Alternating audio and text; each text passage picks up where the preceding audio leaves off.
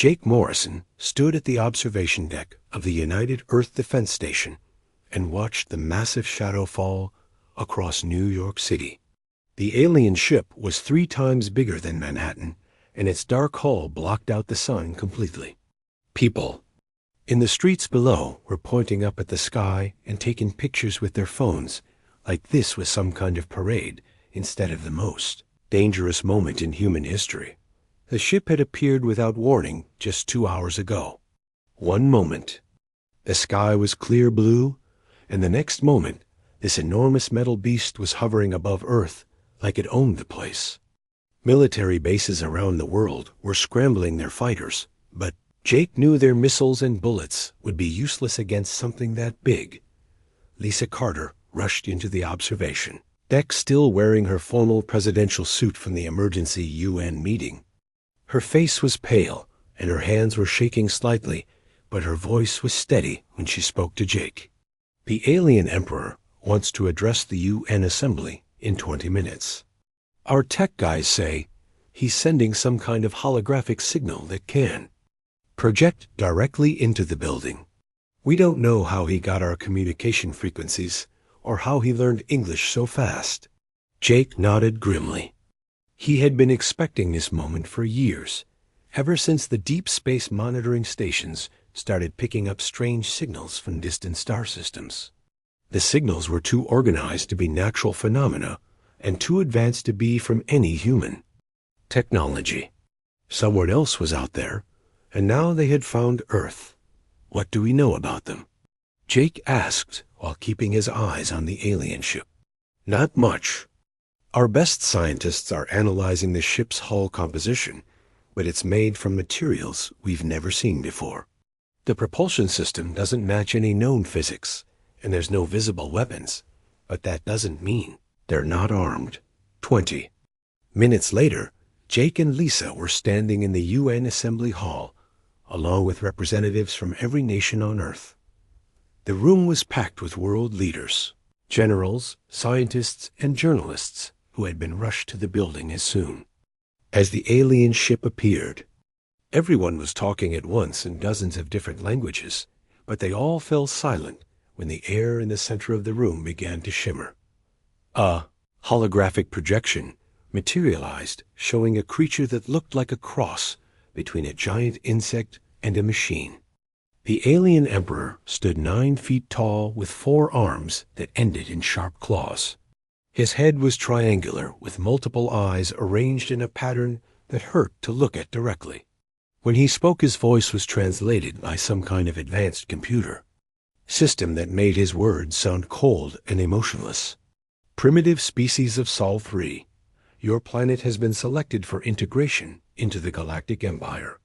You will surrender your weapons, dismantle your governments, and prepare for relocation to designated work colonies. The Emperor's 4 arms gestured dismissively at the assembled human representatives, like they were children who had been caught playing with toys. Several delegates started shouting questions at once, but the Emperor ignored them completely. Your species shows promise as manual laborers, and your planet contains useful resources. The Empire requires workers for mining operations in the Vita system, and your people will serve this purpose. Those who cooperate will be treated with standard Imperial protocols. Those who resist will be eliminated. Lisa Carter stood up slowly from her seat in the front row. Every eye in the room was on her as she looked directly at the alien emperor's hologram. Her voice was calm, but Jake could hear the steel underneath her words. With all due respect, Emperor, humanity declines your offer. Earth is not for sale. Trade or conquest. The Emperor's mandibles clicked together in what the translation software identified as amusement. The sound was like metal scraping against metal, and it made everyone in the room uncomfortable. You misunderstand, human. This is not a negotiation. Your species has 72 of your planet's rotations to comply, or face extinction. The Empire has conquered 847 star systems and absorbed 1,200 species. You are not special. You are not unique. You are simply next on the list. Maybe we're not special, Lisa replied, but we're not going anywhere either. This is our home, and we're not giving it up without a fight. The Emperor's multiple eyes focused on Lisa with something that might have been curiosity. Fight? Your technology is primitive. Your weapons are crude. Your species lacks unity and discipline. What could you possibly do against the might of the Empire? Jake watched as Lisa smiled for the first time since the aliens had arrived. It was not a friendly smile. You'll find out if you try to take our planet by force. Humanity has survived ice ages, plagues, world wars, and countless other disasters. We're still here, and we're not going anywhere. The Emperor's hologram flickered slightly, as if he was consulting with someone off-screen. When he spoke again, his voice carried a note of finality. Very well. The Empire will begin occupation operations immediately. Your major population centers will be secured, and your military forces will be neutralized. Resistance will be met with appropriate force. This conversation is concluded. The hologram vanished, leaving the assembly hall in stunned silence. For a moment, nobody moved or spoke. Then everyone started talking at once, and the room erupted into chaos. Jake grabbed Lisa's arm and pulled her toward the exit. We need to get back to the defense station immediately. If they're starting their invasion now, we don't have much time. As they rushed through the corridors of the UN building, Jake's communication device buzzed with incoming messages from military commanders. Around the world, the alien ship above New York was not alone. Similar vessels were appearing over London, Tokyo, Moscow, Beijing, and every other major city on Earth. Captain Ryan Brooks was waiting for them when they arrived back at the defense station.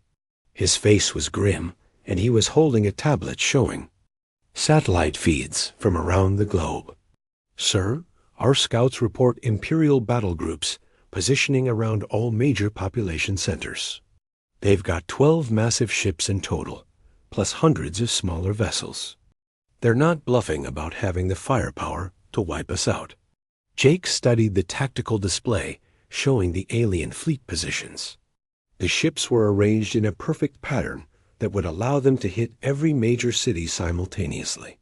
It was a textbook invasion formation designed to maximize psychological impact while minimizing the chance of effective resistance.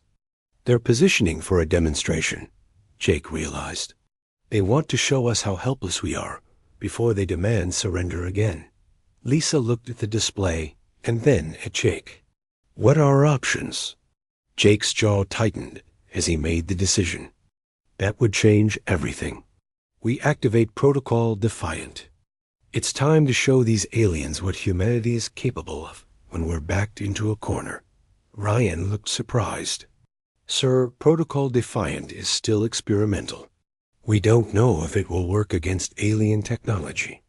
Then we're about to find out, Jake replied. Send the activation codes to all defense installations. Tell them to prepare for immediate implementation. As Jake watched the alien ships hovering over Earth cities, he felt a strange calm settle over him. The Emperor was right about one thing. Humanity was not special or unique in any cosmic sense. But he was wrong about something much more important. He was wrong about what humans would do when someone threatened their home. Deep beneath the Rocky Mountains, Dr. Elena Rodriguez walked through corridors that officially did not exist. The massive underground facility stretched for miles in every direction, hidden from satellite scans and orbital surveillance by layers of rock and advanced shielding technology. Project Prometheus had been humanity's biggest secret for the past 15 years, and now it was their only hope. Elena's security badge beeped as she passed through another checkpoint. The guards nodded respectfully, but kept their weapons ready. Everyone in the facility knew that the next few hours would determine whether humanity survived or became another footnote in the Empire's conquest records. The main laboratory was buzzing with activity as scientists and engineers made final preparations on weapons that had never been tested in actual combat. Elena had spent half her life working on these projects, always hoping they would never be needed. Now she wished they had built twice as many. Colonel Matt Thompson stood at the center of the lab, briefing a team of Earth's finest military minds.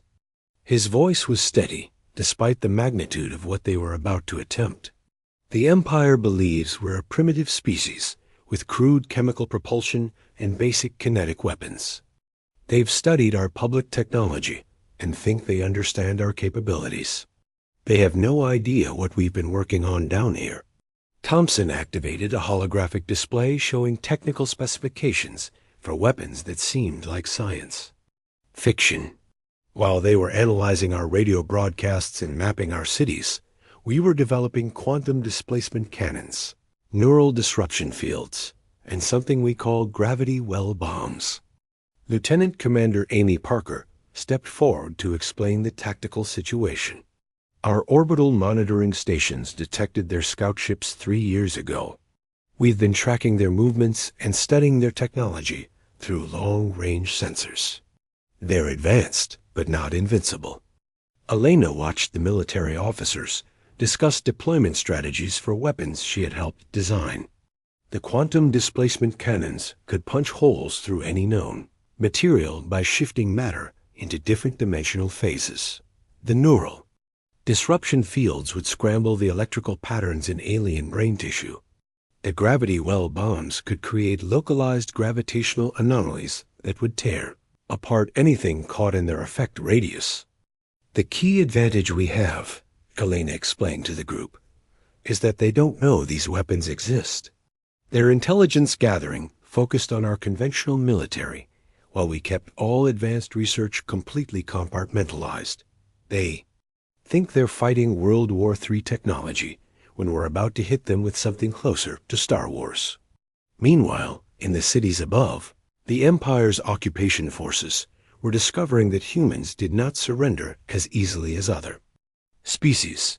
The alien troops had expected panicked civilians and disorganized resistance. Instead, they found something much more dangerous. Former Marine Steve Collins crouched behind an overturned car in downtown Chicago, watching an Imperial patrol march down Michigan Avenue. The alien soldiers moved in perfect formation, their armor gleaming in the afternoon sun. They carried weapons that could vaporize a human instantly, but they had never fought in an urban environment designed by humans. They're treating this like a parade, Steve whispered into his radio. They have no idea what they're walking into. The resistance cell had spent 3 days preparing the ambush. They had used construction equipment to create artificial tunnels. Through the subway system, positioned snipers in office buildings, and rigged entire city blocks with improvised explosives. The aliens might have better technology, but they were fighting on humanity's home ground. Steve gave the signal, and the trap snapped shut. Explosions erupted from manholes as the aliens' heavy vehicles fell into concealed pits. Sniper fire rang out from a dozen buildings simultaneously. The Imperial troops tried to return fire, but their energy weapons were designed for open battlefield combat, not urban warfare. The alien patrol leader barked orders in his harsh language while his soldiers scattered for cover. They activated personal shields and began advancing building by building, but every doorway concealed another human fighter and every corner held another surprise dot in London. Commander Sophie Turner coordinated similar operations across Europe. The Imperial forces had landed, expecting to face organized military units in conventional battles. Instead, they found themselves fighting an entire population that treated every street as a potential battlefield. The key is to make them afraid, Sophie explained to her team leaders over encrypted radio. These aliens are used to species that surrender when faced with superior firepower. They've never dealt with humans who get more dangerous when they're angry. Sophie's people had turned the London Underground into a maze of ambush points and escape routes. The aliens' advanced sensors could not penetrate the old brick and steel infrastructure, and their flying vehicles were useless in the narrow tunnels. Every station had been booby-trapped, and every platform concealed human fighters. The Empire's ground commander, General Krickstall, was becoming increasingly frustrated with his force's progress. His troops were supposed to secure the major cities within 6 hours, but they had been fighting for 12 hours and controlled less than 30% of their assigned territories. "The humans are behaving irrationally," Krickstall reported to the flagship. "They sacrifice themselves for trivial territorial gains and refuse to acknowledge our superior firepower. They fight like animals instead of intelligent beings." What Krickstall did not understand was that humans were not fighting like animals. They were fighting like humans, and that made all the difference. Every human civilian knew their city better than any occupying force could. Every resistance fighter understood that losing meant extinction for their entire species. Back in the underground facility, Elena received reports from resistance cells around the world. The aliens were winning the battles, but losing the war. Their advanced technology meant nothing when humans used their own infrastructure against them. "They expected us to fight like them," Elena told Colonel Thompson. "Formal military units, engaging in set-piece battles with clear objectives and predictable tactics. Instead, we're fighting like humans have always fought when their backs are against the wall." Thompson nodded grimly. "And that's just the beginning. Wait until they find out about the real surprises we've prepared." The resistance was buying time for Protocol Defiant to be fully activated. Hidden installations around the globe were coming online, revealing weapon systems that the Empire had never detected. In space, automated defense platforms were emerging from concealment among Earth's artificial satellites. Elena looked at the countdown timer on her workstation. In 6 hours, humanity would either prove that they deserved to remain free, or they would become the 1,201st species absorbed into the Galactic Empire. "The Empire thinks they understand us because they've studied our history," Elena said to her team. "They've seen our wars and our conflicts, and they think they know how we fight. But they've never seen humans fight for survival against extinction. They're about to learn the difference." The final preparations were complete. Hidden weapons were armed and ready. Resistance cells were in position. The Empire's forces were scattered and confused, exactly where humanity wanted them. Now it was time to show the galaxy what humans could do when someone threatened their children. Admiral Jake Morrison stood in the command center of the United Earth Defense Station and watched the tactical display show alien ships hovering confidently above every major city on Earth. The Empire's forces had been fighting human resistance for 18 hours, and they still believed they were winning. That was about to change. "All stations report ready for Ghost Protocol," Captain Ryan Brooks announced from his position at the communications console. "Hidden installations are armed, and targeting solutions are locked." Jake took a deep breath and gave the order that would change everything. "Execute Ghost Protocol. Let's show them what happens when you threaten human children." Across the globe, installations that had been invisible to Imperial sensors suddenly revealed themselves. The aliens had been so focused on monitoring Earth's known military bases that they had missed the real defense network entirely. Hidden weapons platforms emerged from underground bunkers, camouflage positions activated, and orbital defense satellites dropped their stealth covering. The Empire's flagship hovering above New York detected the first activation signatures just seconds before the attack began. Emperor Zexton was reviewing casualty reports from the ground operations when his tactical officer screamed a warning in their harsh language. Energy signatures appearing worldwide. Unknown weapon systems activating. Massive power readings from previously undetected installations. The Emperor's multiple eyes focused on the tactical display as red warning symbols appeared around every Imperial position. "Impossible. Our sensors detected no advanced weapons." These humans should not possess such technology. The first gravity well bomb detonated directly beneath the flagship.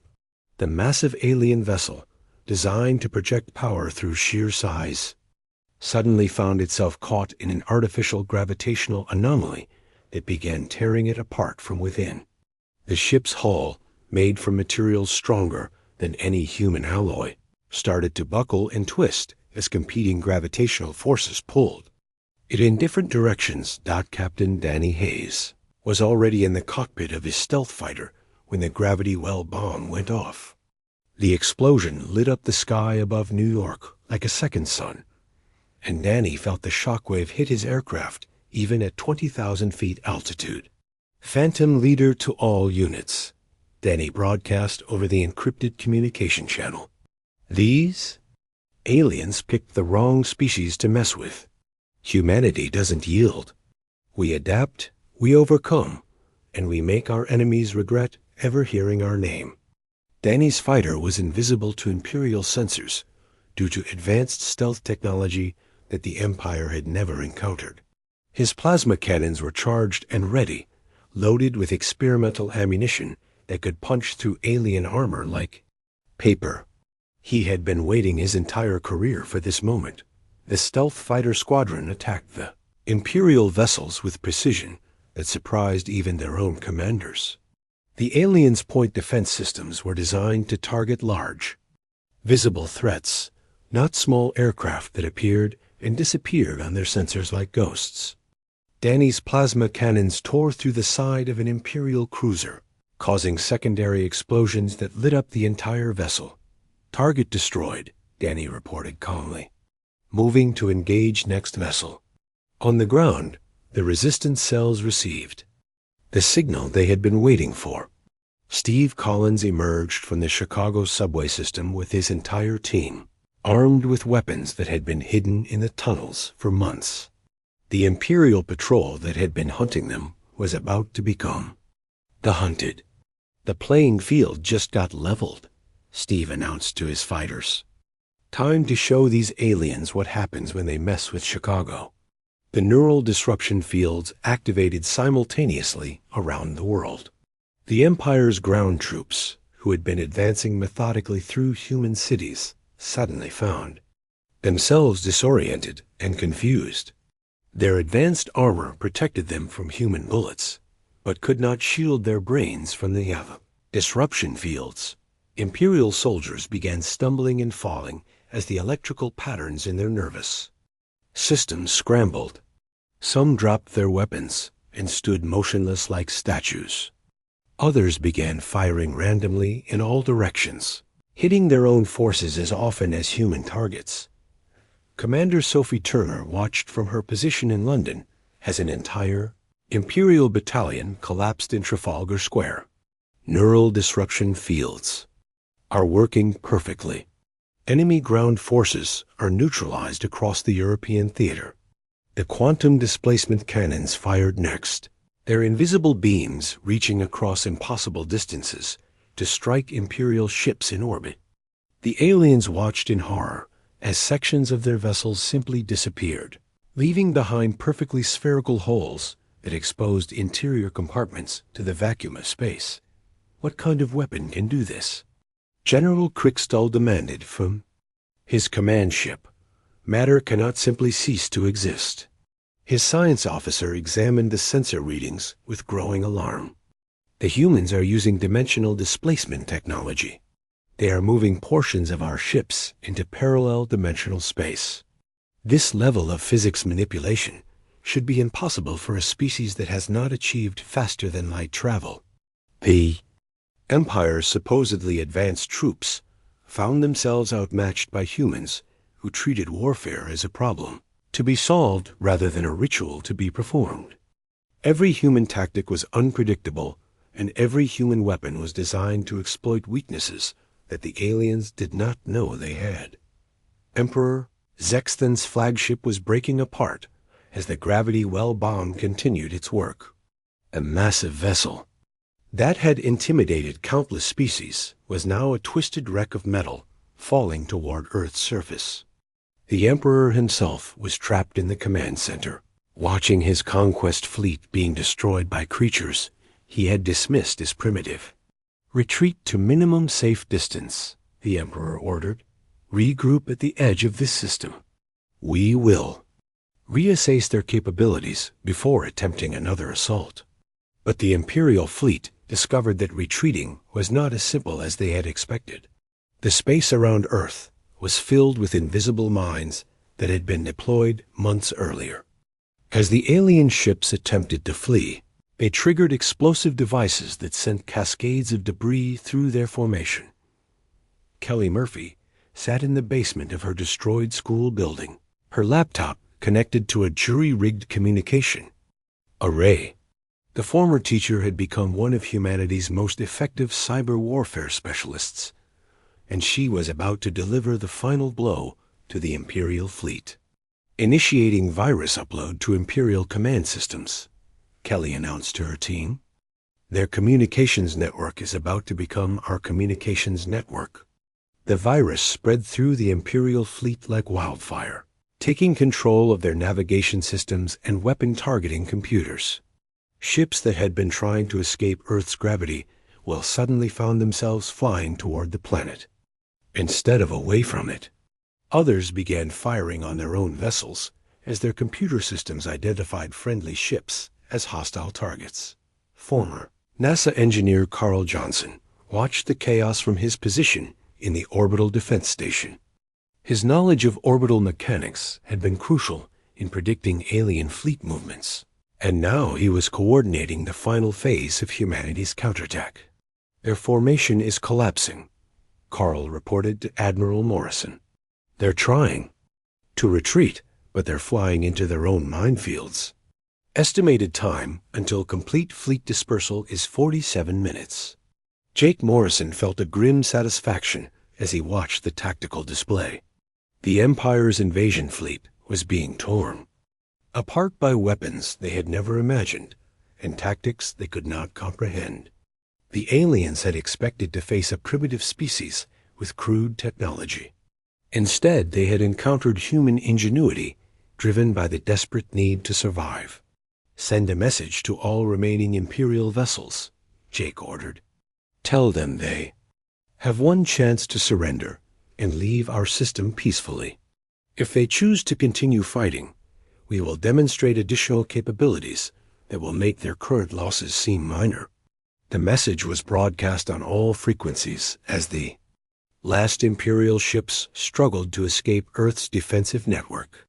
Some vessels managed to reach the edge of the solar system, but they carried news that would change the balance of power throughout the galaxy. Humanity was not another primitive species to be absorbed into the Empire. They were something the galaxy had not seen in millennia, a species that refused to accept defeat. President Lisa Carter stood on the twisted wreckage of the Imperial flagship that had crashed in Central Park. A massive alien vessel was still smoking from the gravity well bomb that had torn it apart, and rescue teams were pulling survivors from the debris. Behind her, the cameras of every news organization on Earth were recording what would become the most important broadcast in human history. "Citizens of Earth, and to any other species listening across the galaxy," Lisa began, her voice carrying clearly through the communication arrays that would send her words to distant star systems. 24 hours ago, the Galactic Empire demanded our surrender. They told us we were primitive, weak, and defenseless. They were wrong. The broadcast was being transmitted on every frequency humans had ever detected, ensuring that any species with radio technology would receive the message. Lisa knew that somewhere in the darkness between the stars, the remnants of the Imperial fleet were listening.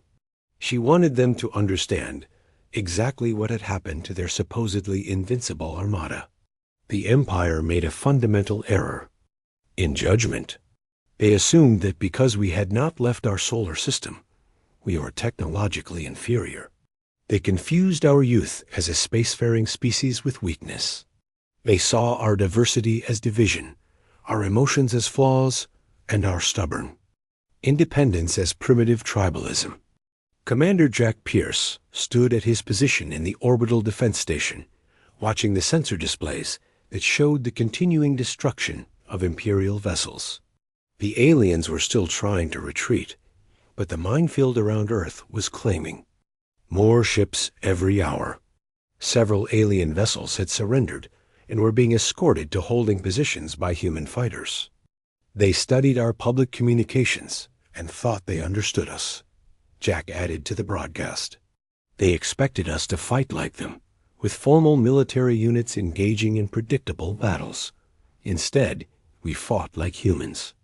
We cheated. We improvised. We turned their own expectations against them. The message continued as Dr. Elena Rodriguez joined the broadcast from the underground facility where humanity's secret weapons had been developed. She stood surrounded by the quantum displacement cannons and neural disruption generators that had devastated the Imperial fleet. While the Empire was cataloging our radio signals and mapping our cities, we were learning everything about them. Their technology, their tactics, their weaknesses. We observed their scout ships for 3 years before this invasion. We studied their communication patterns, analyzed their ship designs, and prepared for exactly this scenario. Elena gestured to the weapons around her, devices that represented decades of human scientific advancement focused on a single goal: survival. Every weapon you see here was designed specifically to counter Imperial technology. We did not build these systems to conquer other worlds. We built them to defend our own. The broadcast cut to footage of the battle itself, showing Imperial ships being torn apart by weapons that seemed to defy physics. The gravity well bombs created localized space-time distortions that crushed alien vessels like tin cans. The quantum displacement cannons simply erased portions of enemy ships, leaving perfect spherical holes that exposed interior compartments to vacuum. Lieutenant Sarah Kim had been captured during the ground fighting in Los Angeles, but she had escaped when the neural disruption fields disabled her Imperial captors. Now she stood in the abandoned Imperial Command Center, surrounded by alien technology that humans were already beginning to understand. The Empire's troops were well trained and disciplined, Sarah reported, but they were trained to fight species that would surrender when faced with superior technology. They had never encountered humans who become more dangerous when they are afraid, more creative when they are desperate, and more unified when they are threatened. The broadcast showed scenes from the urban fighting, where human resistance cells had turned every city into a maze of ambushes and traps. Imperial soldiers with advanced armor and energy weapons had been defeated by humans using construction equipment, improvised explosives, and intimate knowledge of their own neighborhoods. The Empire's greatest weakness was their assumption that all species think alike, Sarah continued. They expected us to follow their rules, fight their way, and accept their definition of victory. Instead, we redefined the entire conflict on our terms. The message took on a different tone as Lisa Carter addressed not just the Empire, but every species that might be listening in the cosmic dark. Her words were chosen carefully, designed to inspire hope in the oppressed and fear in the oppressors. 2. The species currently under Imperial rule know that resistance is possible. The Empire wants you to believe that their technology makes them invincible, but technology is only as effective as the minds that wield it.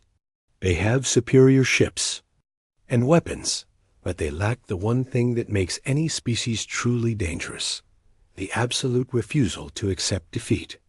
The broadcast included technical specifications for some of the weapons that had defeated the Imperial fleet. Not complete blueprints, but enough information to prove that the victory was real and repeatable. Any species with sufficient scientific knowledge could adapt these concepts to their own technology base. To the Galactic Empire itself, we offer this simple message: Earth's skies are closed to you.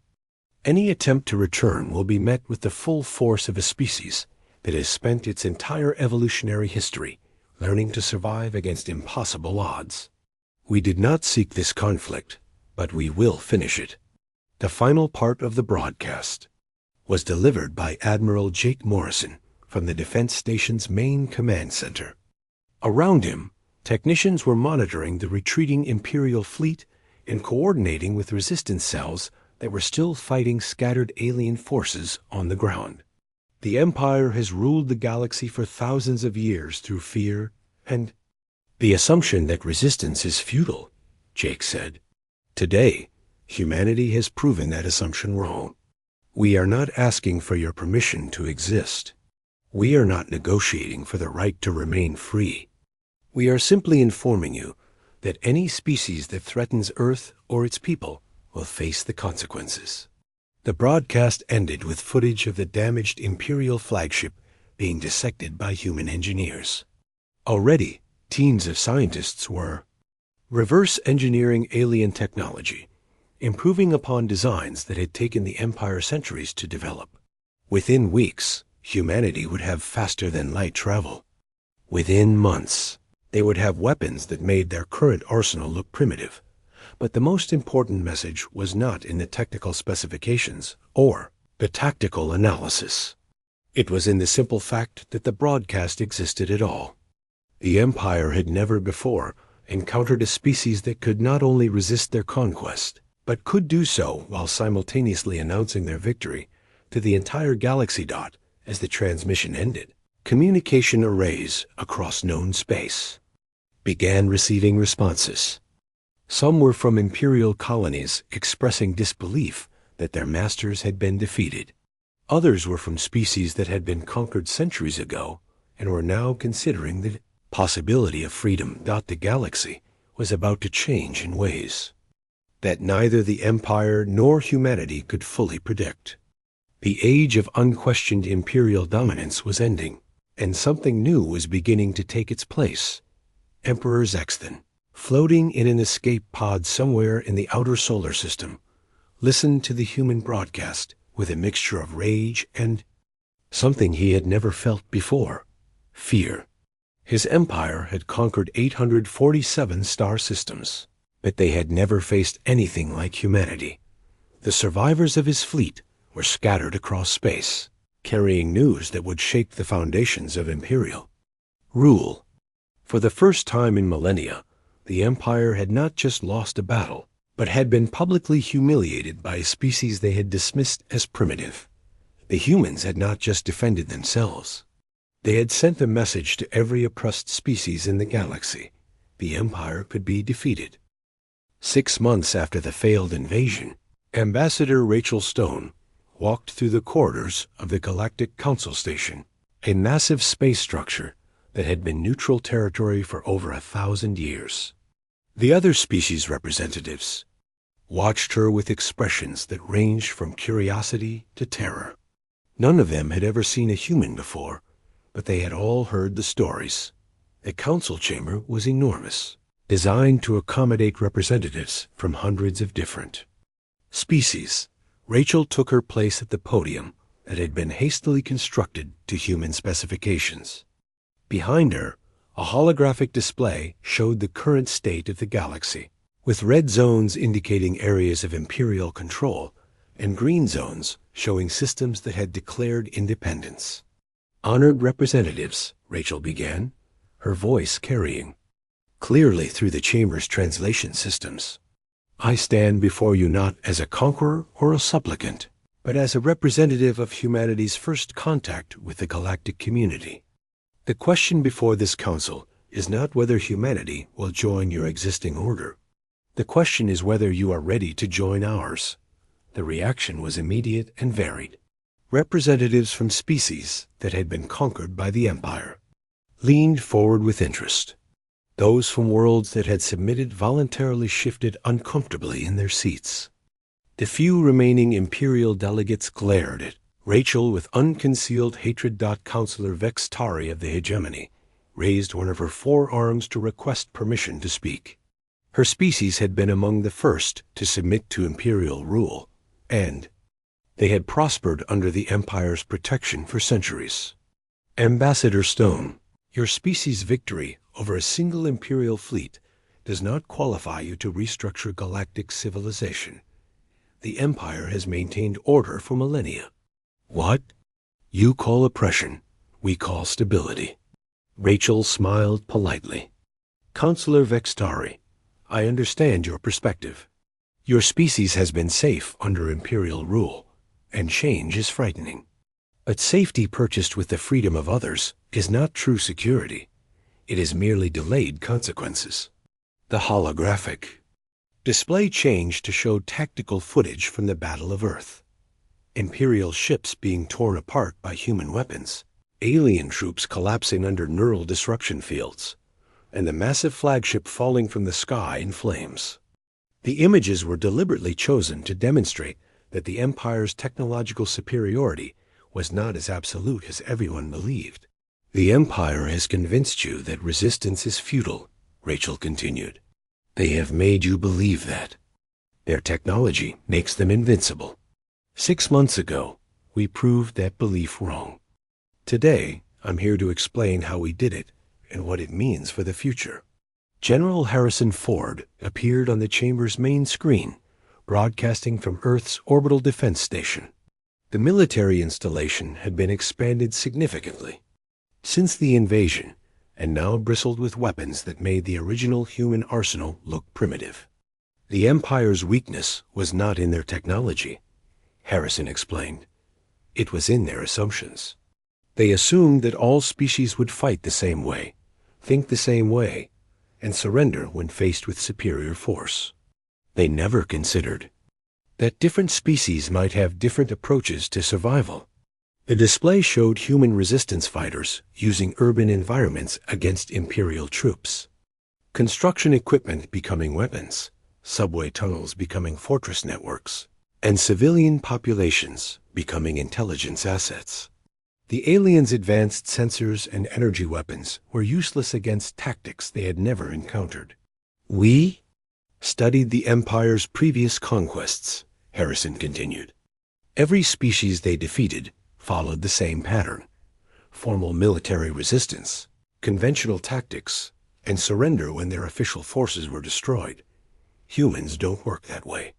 When our military fails, our civilians become the military. When our cities fall, our suburbs become battlefields. When our governments surrender, our people refuse to accept it. The council chamber erupted in discussion as representatives debated the implications. Some species began to understand that the Empire's pattern of conquest relied on predictable responses from their victims. Others argued that human tactics were barbaric and unsuitable for civilized warfare. Rachel waited for the noise to subside before continuing. The Empire has been defeated not just by our weapons, but by our refusal to accept their definitions of victory and defeat. They expected us to fight like them, but we fought like humans. Now we're offering to teach other species how to fight like themselves. Engineer Lisa Grant joined the broadcast from Earth's newest shipyard, where the first human interstellar vessels were nearing completion. The ships were sleek and powerful, incorporating both human innovation and reverse-engineered Imperial technology. The Empire wanted to integrate us into their system, Lisa explained. Instead, we're integrating their former subjects into something better. A confederation of free worlds where each species maintains its independence while cooperating for mutual defense. The shipyard around Lisa was bustling with activity as humans and alien refugees worked together on projects that would have been impossible just months earlier. Former Imperial scientists were sharing their knowledge with human engineers, creating hybrid technologies that surpassed anything either species could have developed alone. We're not building an empire, Lisa continued. We're building a network. Every world that joins us maintains its sovereignty and its right to withdraw. The only requirement is that they commit to defending each other against anyone who tries to impose dominance through force. The Galactic Council was witnessing something unprecedented, a species that had won a major victory and was offering to share the benefits rather than exploit them. The human approach to galactic politics was as unconventional as their approach.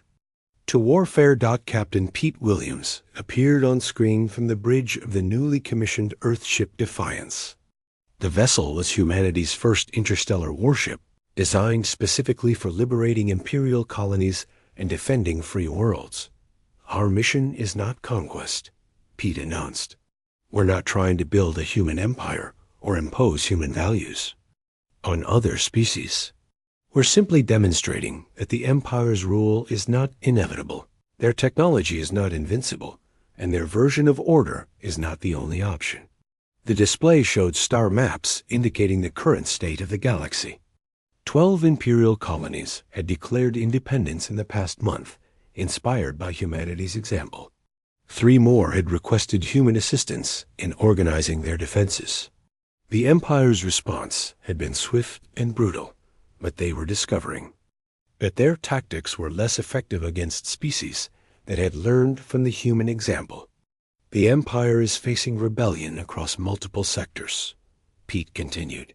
"They're trying to suppress these uprisings with the same methods they used for centuries. But those methods don't work when their victims refuse to follow the script." Admiral Jake Morrison concluded the presentation from his position at the United Earth Defense Command.